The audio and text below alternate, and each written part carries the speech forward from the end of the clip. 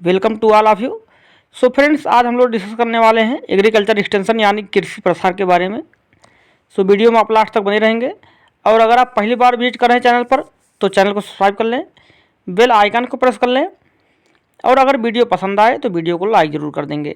चलिए स्टार्ट करते हैं। देखिए, एक्सटेंशन जो है, एक्सटेंशन वर्ड जो है ये दो शब्दों से मिलकर बना हुआ है, लैटिन शब्द से मिलकर बना हुआ है। कौन कौन से? एक्स है पहला और दूसरा टेंसिस। एक्स मीन्स क्या होता है? बाहर होता है, और टेंसिस मीन्स क्या होता है? खिंचाव होता है। यानी कि किसी भी चीज़ का, किसी भी तथ्य का, किसी भी इन्फॉर्मेशन का बाहर प्रसार करना क्या कहलाता है? एक्सटेंशन कहलाता है। कोई भी इन्फॉर्मेशन है। आगे बात करें हम लोग, विस्तार या प्रसार शब्द जो है सबसे पहले जेम्स स्टुअर्ट ने 1871 ईस्वी में कहाँ पर? इंग्लैंड में किया था। जेम्स स्टुअर्ट, याद रखेंगे, 1871 में कहाँ पर? इंग्लैंड में सबसे पहले एक्सटेंशन वर्ड का यूज किया था। इसके बाद कैम्ब्रिज यूनिवर्सिटी में 1873, लंदन में 1876 और ऑक्सफोर्ड यूनिवर्सिटी में 1878 में औपचारिक रूप से प्रसार तंत्र द्वारा स्थापित किए गए। इसीलिए जेम्स स्टुअर्ट को क्या कहते हैं? जेम्स स्टुअर्ट को फादर ऑफ यूनिवर्सिटी एक्सटेंशन के नाम से जाना जाता है। फादर ऑफ यूनिवर्सिटी एक्सटेंशन कौन है? तो जेम्स स्टुअर्ट हैं। याद रखेंगे इस चीज़ को। आगे बात करें, प्रसार के लक्ष्य क्या हैं? प्रसार के जो थीम है वो क्या है? तो नॉलेज, स्किल, एटीट्यूड और मोटिवेशन में परिवर्तन लाना ही क्या है? तो थीम है एक्सटेंशन का। आगे बात करें, एजुकेशन क्या होता है? देखिए, एजुकेशन जो होता है वो वांछनीय ज्ञान, दृष्टिकोण और मानसिक या मैनुअल कौशल प्राप्त करने के माध्यम से मानव व्यवहार में वांछनीय अस्थायी परिवर्तन आना ही शिक्षा कहा जाता है। शिक्षा क्या है? शिक्षा आपने जो ऊपर देखा कि नॉलेज, स्किल, एटीट्यूड, मोटिवेशन, इन सब में परिवर्तन लाना ही क्या कहलाता है? तो शिक्षा कहलाता है, यानी कि एजुकेशन कहलाता है। आगे बात करें, प्रसार शिक्षा की प्रमुख विशेषताएं क्या क्या हैं? यानी कि एक्सटेंशन एजुकेशन की जो विशेषताएं हैं वो क्या क्या हैं? तो नॉन फॉर्मल एजुकेशन है। जो एक्सटेंशन एजुकेशन है क्या है? ये नॉन फॉर्मल एजुकेशन है।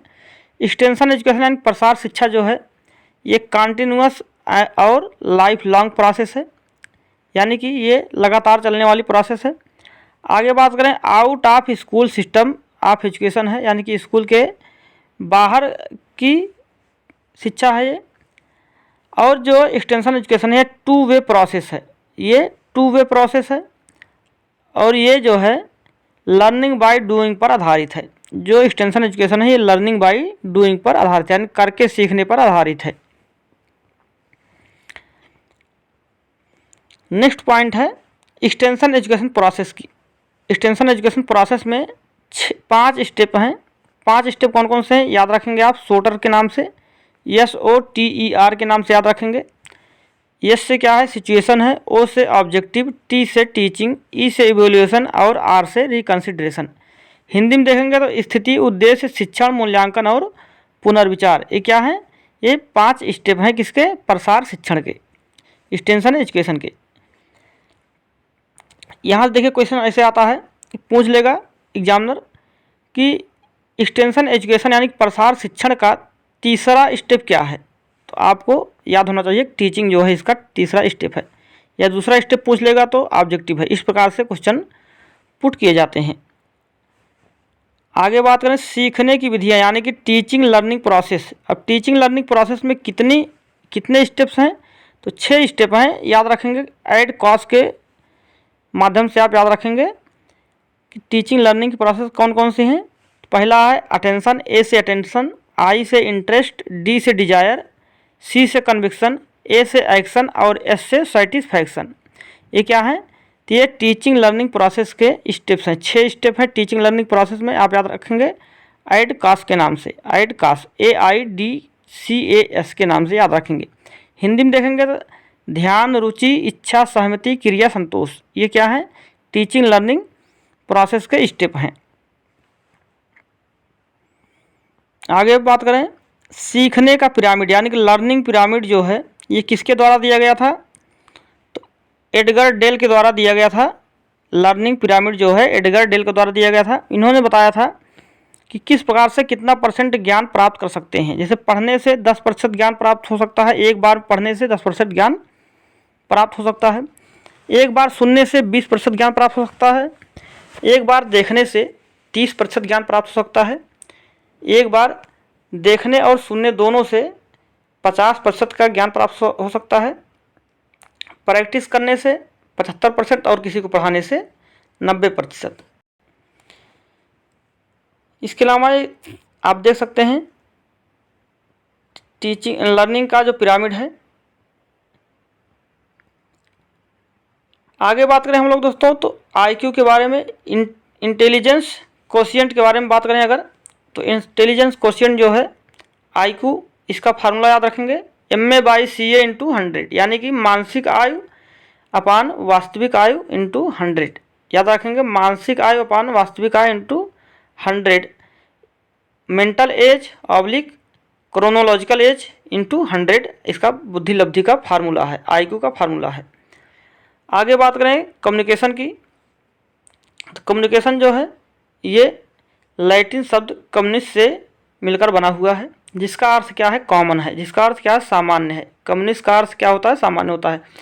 कम्युनिकेशन मॉडल की बात करें अगर हम लोग, तो होराल्ड लासवेल मॉडल, होराल्ड लासवेल मॉडल में 5 चरण हैं। कौन कौन से, who, what says, which medium, हुम, हाउ मच इफेक्ट, कौन क्या कहता है, किस माध्यम से, किसके कितने प्रभाव से, ये क्या है, तो ये होराल्ड लासवेल मॉडल के 5 चरण हैं।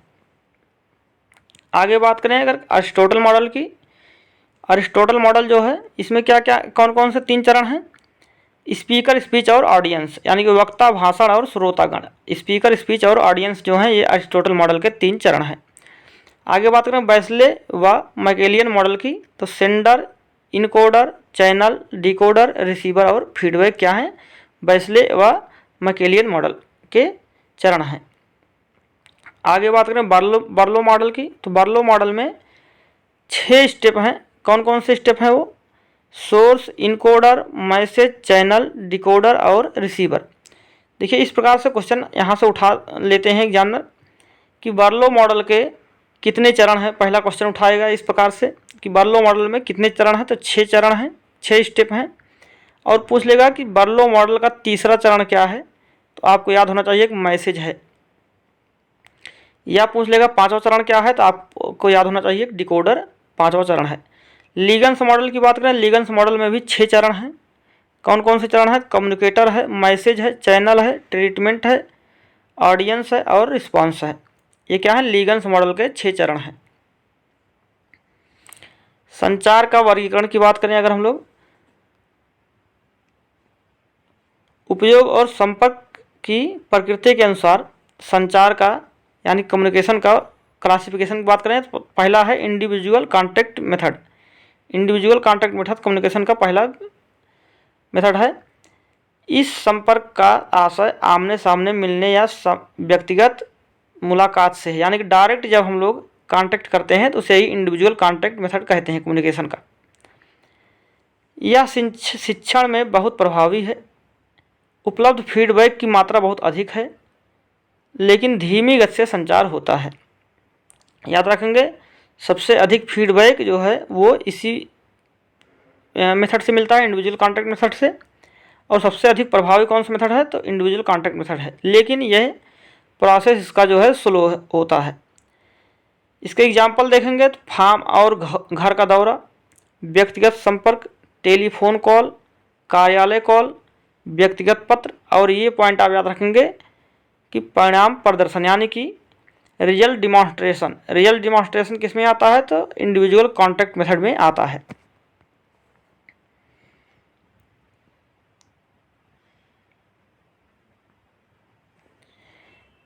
इंडिविजुअल कॉन्टैक्ट मेथड में याद रखेंगे ग्रामीण नेतृत्व का सक्रिय सहयोग होता है। अगला मेथड है ग्रुप कॉन्टैक्ट मेथड यानी कि समूह संपर्क विधि। इसमें 2 से 30 व्यक्तियों का समूह होता है, परंतु बड़े समूह में 100 व्यक्ति तक शामिल हो सकते हैं। समूह आमतौर पर सामान्य हित या एक प्रकार के विषय के आसपास मुद्दों पर बनता है। इसमें फेस टू फेस कॉन्टैक्ट रहता है। ये face to face contact individual में भी रहता है और ग्रुप कॉन्टैक्ट में भी रहता है। इसके एग्जाम्पल्स की बात करें अगर हम लोग, तो ग्रुप कॉन्टैक्ट मेथड के एग्जाम्पल क्या है? संगोष्ठी है, चर्चा है, व्याख्यान है, दौरे और फील्ड दिवस है, विधि प्रदर्शन याद रखेंगे आप, मेथड डिमॉन्स्ट्रेशन, सम्मेलन और स्कूल, ये किस में आते हैं? तो ये ग्रुप कॉन्टैक्ट मेथड में आते हैं। देखिए अगर आप देखेंगे रिजल्ट डिमॉन्स्ट्रेशन तो वो इंडिविजुअल मेथड में आएगा, और अगर आप देखेंगे मेथड डिमॉन्स्ट्रेशन तो वह ग्रुप कॉन्टैक्ट मेथड में आएगा। मास कॉन्टैक्ट की बात करें अगर हम लोग, तो मास कॉन्टैक्ट यानी कि बड़े पैमाने पर संपर्क की बात करें अगर हम लोग, तो इसमें 30 से अधिक व्यक्तियों का समूह होता है। यह लोगों को नई तकनीकी से अवगत कराने के लिए अधिक उपयोगी है, यानी कि जो कोई नई तकनीकी है उसके लिए बेस्ट मेथड कौन सा है? तो मास कॉन्टैक्ट मेथड है। टीवी के द्वारा या रेडियो के द्वारा प्रसारण कर दिया जाता है, अवगत हो जाते हैं। इसके लिए इसके एग्जाम्पल देखें अगर हम लोग, तो बुलेटिन हो गया, पत्रक हो गया, पुस्तिका, फोल्डर, समाचार पत्र, मासिक पत्रिका, प्रदर्शनी, टेलीविज़न, रेडियो, मेले, पोस्टर, सिनेमा, नाटक और गीत, ये क्या है? ये मास कॉन्टैक्ट मेथड के एग्जाम्पल्स हैं। आगे बात करें पीआरए क्या होता है? पार्टिसिपेटरी रूरल अप्रेजल, ये क्या होता है? ग्रामीण व्यक्तियों से परस्पर संबंध स्थापित करने व उनसे सीखने की कार्य पद्धति है। आगे सोशियोलॉजी की बात करें हम लोग, सोशियोलॉजी क्या होता है?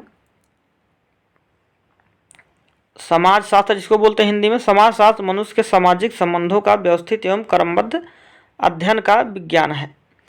अगस्त कॉम्टे की याद रखेंगे आप, अगस्त कॉम्टे 1838 में सर्वप्रथम समाजशास्त्र शब्द का प्रयोग किए थे, इसलिए इनको फादर ऑफ सोशियोलॉजी कहते हैं। समाजशास्त्र के पिता कौन है? तो अगस्त कॉम्टे हैं। सोशियोलॉजी लैटिन भाषा के शब्द सोशियस से बना है, जिसका अर्थ क्या होता है? सहयोग होता है, सहयोगी होता है, एवं ग्रीक भाषा के शब्द लोगस से मिलकर बना है, जिसका अर्थ अध्ययन होता है।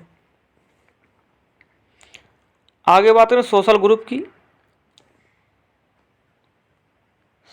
माध्यम जिसमें हम संस्कृति या संस्कार सीखते हैं समूह कहलाता है।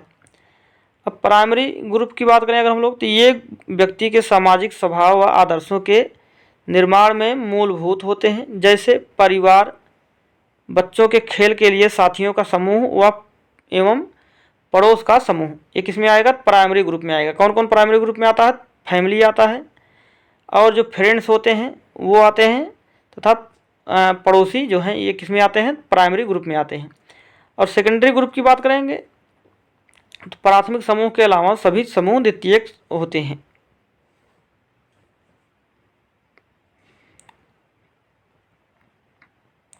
आगे बात करें हम लोग प्रोजेक्ट, और प्रोजेक्ट को किसने स्टार्ट किया था उनके बारे में, तो गुड़गांव प्रोजेक्ट की बात करें तो एफ एल ब्रायने ने 1920 में स्टार्ट किया था गुड़गांव प्रोजेक्ट।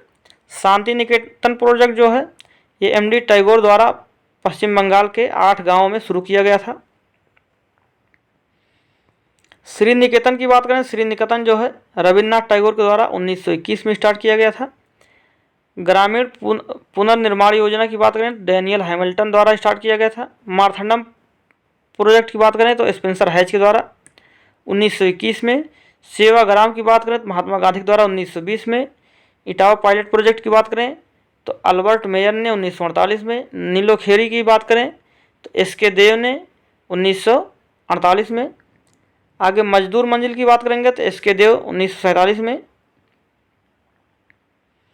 फिरका विकास की बात करेंगे, फिरका डेवलपमेंट टी प्रकाशन ने 1946 में। CDP की बात करेंगे अगर हम लोग, सामुदायिक विकास कार्यक्रम की,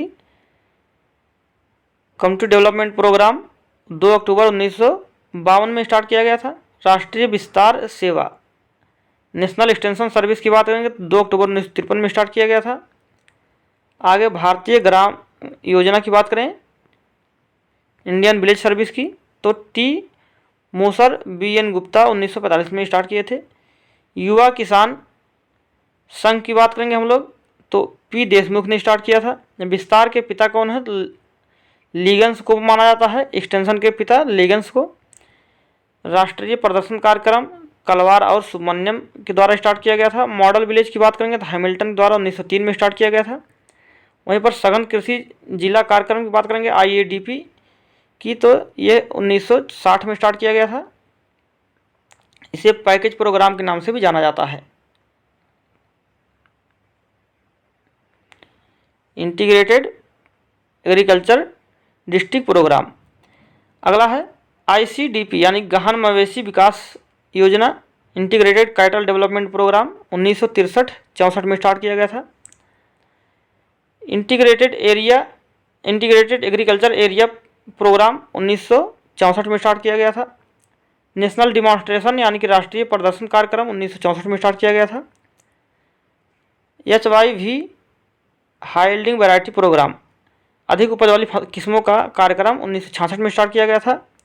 हरित क्रांति 1966-67 में स्टार्ट किया गया था। DPAP 1973-74 में स्टार्ट किया गया था। आगे TNV यानी कि training and visit program Daniel Wener के द्वारा स्टार्ट किया गया था 1974 में। नाहरी क्षेत्र विकास कार्यक्रम CADP 1974 में। DDP 1977-78 में। IRDP 1978 में। और स्वतः रोजगार हेतु ग्रामीण युवकों का प्रशिक्षण कार्यक्रम यानी कि ट्राइजेम जो है ये 1979 में स्टार्ट किया गया था। DWCRA 1982 में स्टार्ट किया गया था।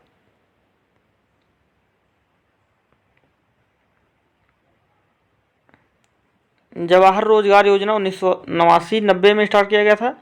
IRDP, ट्राइजेम, DWCRA, SITRA, MWS, GKY आदि एक में सम्मिलित कर दिए गए थे। किसमें?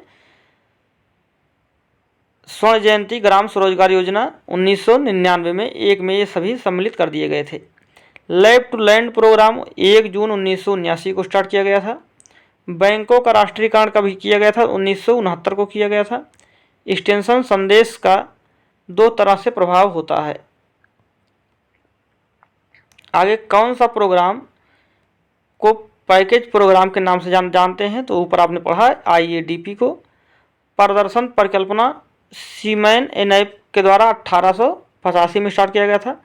भारत में विस्तार के पितामह कौन है? तो KN सिंह हैं, यानी कि भारत में एक्सटेंशन के फादर कौन कहे जाते हैं? KN सिंह कहे जाते हैं। National institute of agriculture extension and management यानी कि मैनेज की स्थापना कहाँ हुई है? तो हैदराबाद में 1986 में हुई है। अब महत्वपूर्ण तथ्य की बात करें हम लोग, तो महत्वपूर्ण तथ्य में राष्ट्रीय ग्रामीण रोजगार गारंटी अधिनियम यानी कि नरेगा सितंबर 2005 में अधिनियमित किया गया था और 2 फरवरी 2006 को लागू हुआ था।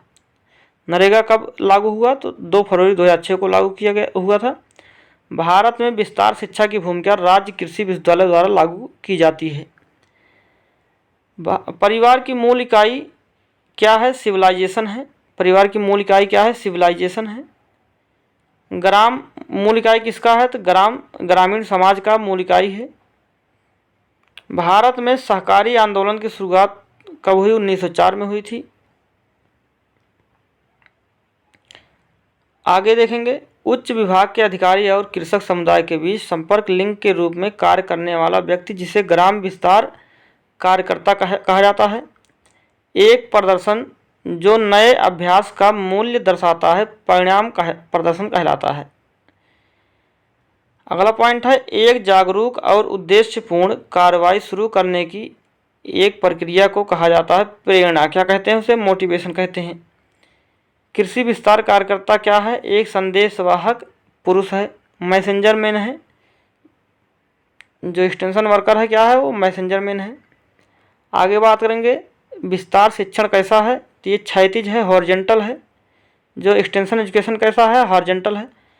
संस्थागत, कालानुक्रमित, श्रेणीबद्ध और पदानुक्रमिक रूप से कठोर शिक्षा प्रणाली है। कौन सी शिक्षा प्रणाली? तो फॉर्मल एजुकेशन है, जो संस्था में पढ़ाई जाती है, जिसका एक श्रेणीबद्ध पाठ्यक्रम होता है, जिसकी एक समय सीमा होती है। वो कौन सा एजुकेशन है? तो फॉर्मल एजुकेशन है, जैसे स्कूल एजुकेशन हो गया। अपने प्रयासों की दिशा में अंत तक अनुसरण करना क्या कहलाता है? तो उद्देश्य कहलाता है। एक श्रेणी है जो जन्म से प्राप्त होती है। जाति समाज में खाने रीति रिवाज निभाने, वृद्धों को मदद करने के स्वीकृत तरीकों को क्या कहते हैं? तो रिवाज कहते हैं। संवेदी स्थिति अधिक है अंतर व्यक्तिगत संचार द्वारा। व्यक्ति के सभी तरह के व्यवहार की अद्वितीय संगठित एवं समन्वित प्रणाली क्या कहलाती है? पर्सनालिटी कहलाती है, व्यक्तित्व कहलाती है।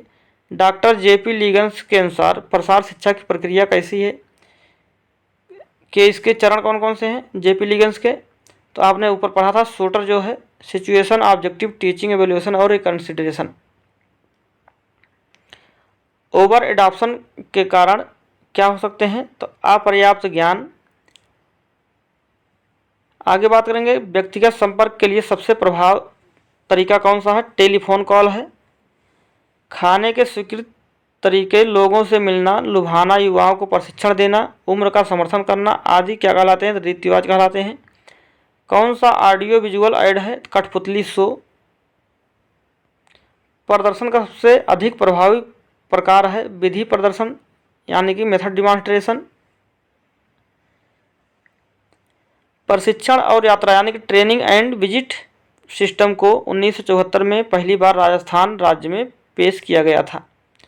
सोशियोलॉजी के पिता कौन है? अगस्ट कॉम्टे हैं। संवैधानिक 73वां संशोधन अधिनियम 1992 में पंचायती राज व्यवस्था को संवैधानिक दर्जा प्रदान करने के लिए लागू हुआ था। 1993 में लागू हुआ था और इसका एक्ट जो आया था 1992 में आया था।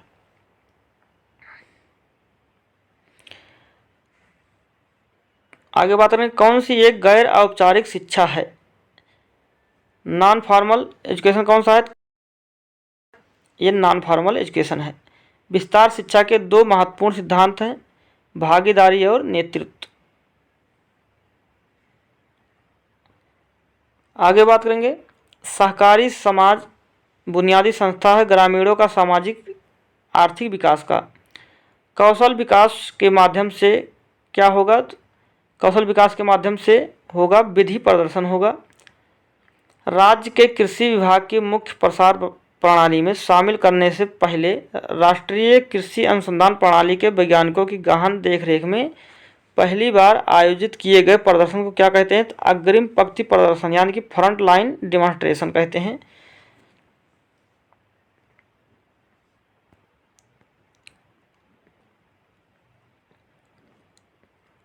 आगे जो मोस्ट इम्पॉर्टेंट पॉइंट्स हैं उनको हम लोग देखें अगर, तो देखिए एडॉप्शन के चरण देखेंगे अगर हम लोग, तो एडॉप्शन के चरणों की बात करेंगे तो 5 चरण होते हैं इसके एडॉप्शन के। AIETA, ये याद रखेंगे आप, AIETA। इसे अवेयरनेस, इंटरेस्ट, एवेल्युएशन, ट्रायल और एडॉप्शन, ये क्या है? तो ये एडॉप्शन के यानी कि अभिग्रहण या अंगीकरण के 5 चरण हैं। जागरूकता, रुचि, मूल्यांकन, परीक्षण, अंगीकरण। अवेयरनेस, इंटरेस्ट, एवोल्यूशन, ट्रायल और एडॉप्शन, ये क्या है? तो ये है एडॉप्शन के 5 चरण। आगे बात करेंगे कौन कितने परसेंट जो है ग्रहण करता है उसकी बात करेंगे। इनोवेटर जो है किसी नवाचार को तत्काल अपनाने वाले व्यक्ति कितने हैं? तो 2.5% हैं। जो कुल जनसंख्या के 2.5% है जिनको इनोवेटर कहा जाता है। अर्ली अडॉप्टर की बात करेंगे 13.5% हैं पूरे आबादी का। आगे बात करेंगे हम लोग अगर शीघ्र बहुसंख्यक यानी कि अर्ली मेजॉरिटी की बात करेंगे 34% हैं। लेट मेजॉरिटी की बात करेंगे 34% ये भी हैं। और लेजार्ड की बात करेंगे यानी कि पिछड़े जो हैं वो 16% हैं। तो ये रहा एक्सटेंशन का कंप्लीट वीडियो और उम्मीद करता हूँ वीडियो आप सबको अच्छा लगा होगा। और अगर वीडियो अच्छा लगा है तो वीडियो को लाइक ज़रूर कर दें, शेयर कर दें साथ में दोस्तों के, और चैनल को सब्सक्राइब करना बिल्कुल नहीं भूलेंगे। चलिए नेक्स्ट वीडियो में फिर मिलेंगे, तब तक नमस्कार, जय हिंद, जय भारत।